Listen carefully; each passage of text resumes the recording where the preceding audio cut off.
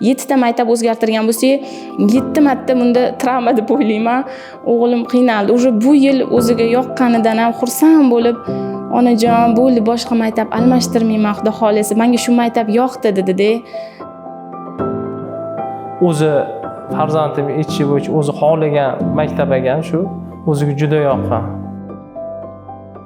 Hamma narsasida xotirjamman-da. Xotirjamlik asosiy o'rinda aytadi, ota-onaning birinchi o'rinda xotirjamlik farzandidan-da.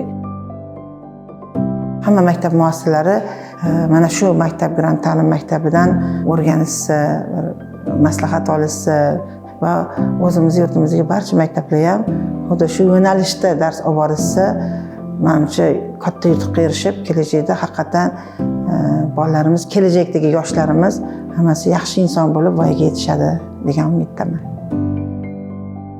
Men bir ona sifatida shuni ayta olaman, grant ta'lim maktabida o'qigan har bitta farzand kelajakda albatta o'z o'rnini topadi.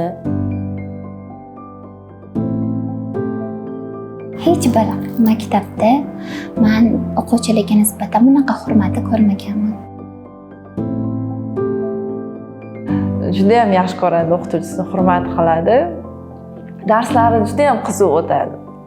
Har safar yangi narsalar o'rganib, o'zini ustida ishlab, har tomonlama bilimga qiziqtirishyapti, o'zligi xohlashyapti bolalar. Bu zo'rlash, majburlash yo'q. Bolalarga, o'quvchilarga e'tibor kuchli, darsiga e'tibor kuchli. Ustoz o'ziga bolani qanchalik o'rgata olsa, qanchalik mehrini qozona olsa, bolalar shunaqangi ko'p talpinib borar ekan maktabga va bu narsani biz maktabdan olganmiz. Yengilliklar yaratib turishligi juda ham yoqadi menga. Chunki bolalar ham zerikib qolishmaydi fandan, o'zligini ustida ishlab, yanada bilimligi ham kuchayadi, mustahkamlanadi deb tushunaman.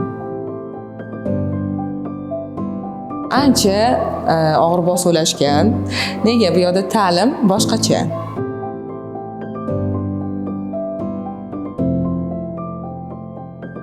Qolgan ota-onalarga tavsiyam farzandinglarni har tomonlama, ham bilim tomonlama, ham tarbiya tomonlama rivojlanishini xohlasanglar, grant ta'lim maktabini tanlaylar deb tavsiya bergan bo'lardim.